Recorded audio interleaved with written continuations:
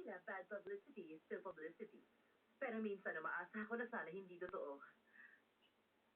Alam ko na, may problema ka. Okay ka lang ba? Of course. Kaya ko to. Kilala mo ako. Alam ko. Malalampasan mo yan. By the way, lagi ka bang busy? Hindi. Marami akong free time. Bakit? Hindi mo ba inaasikaso ang bad publicity about you? Paano mo nagagawang mag-relax? Sanay na kasi ako sa skandalo eh. Tumatanda na ako, anak. Nakita mo na ba ang mapapangasawa mo? Wala ka pa bang gustong pakasalan? Wala pa.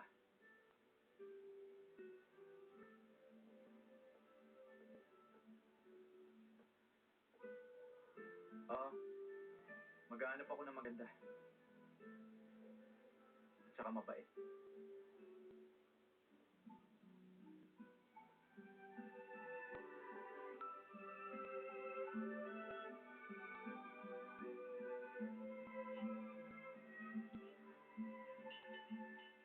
Bakit ba napadalaw ka? Sa tingin ko, ang office mo, medyo maliit. Tama ba? Samantalang napakalaki at napakaganda ng office ni Owen. Siyempre. Siya ang CEO ng kumpanya. Are you okay with that? Hindi mo ba pinapangarap na maging president of the company? Mahigit 30 years ka nang tapat na naglilingkod sa Lowell Group, di ba? Tama ka. Pero iniisip ko na lang na ganun talaga. My style is to wait. Mamamatay ka na sa kahihintay mo, pero hindi ka pa rin magiging presidente. Mamili ka sa dalawang sasabihin ko. Ang gawin ko ang lahat ng makakaya ko para maging CEO ka ng kumpanya, o habang buhay kang empleyado lang at minamaliit ng pamangkin ko. Alin sa dalawang yon ang gusto mo? Ibig sabihin gusto mo Hindi ka ba nahihirapan na makatrabaho ang pamangkin ko? Ha? Hindi na ako magpapaligoy-ligoy. Kung tutulungan kita na maging CEO ng kumpanya, gagawin mo bang vice president ang anak ko? Hindi habang buhay na magiging sikat ang anak ko. Hindi ba mas makakabuti sa'yo kung si Oscar ang makakasama mo dito kaysa sa mayabang na pamangkin ko? Paano ang mga babaeng empleyado? Hindi kaya sila ligawan lahat ng anak mo?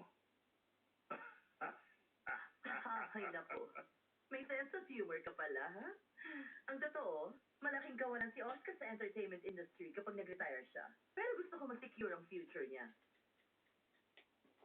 Payag ka ba sa proposal ko? Abangan bukas. Sorry, Derek. Pero hindi kita paintindihan. Tama ang sinabi mo sa akin. Lalagyan ko ng limitasyon ng relasyon natin. Hanggang professional level na lang ito. Inilagay ko siya sa lugar niya. May gusto siya sa'yo. May mali siya ang pagmamahal na nararamdaman niya para sa'yo, Jamie. Sinong nagbigay sa'yo ng karapatan na saktan si Derek Jason? Kung hindi ko siya pinigilan, magugustuhan mo ba siya? Oo. Gusto ko siya. Binabalaan kita. Huwag mo akong sasaktan ng dahil lang sa ibang lalaki. Huwag ka rin masasaktan para sa direktor mo. At huwag mo akong pupuntahan para pag-usapan ng ibang lalaki. Pati ba naman ang mga taong importante sa akin? Sasaktan mo rin?